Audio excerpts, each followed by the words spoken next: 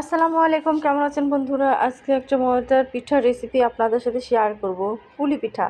নারকেল পুলি তো সবারই পছন্দ। আমি নারকেলটা এখানে কুড়ে নিয়েছি, নিয়ে এখানে গুড় দিয়ে নারকেলটা পুর করব, সেজন্য ঝুরি করে নিয়েছি। তেজপাতা, গরম মশলা দিয়ে এটা পুর করে নেওয়ার পর এখানে চালের গুঁড়ি আর গমের ময়দা একসাথে করে ময়দাটা সিদ্ধ করে এইভাবে মেখে পলিথিনের মধ্যে রেখে দিয়েছি যেন শক্ত না হয়ে যায়।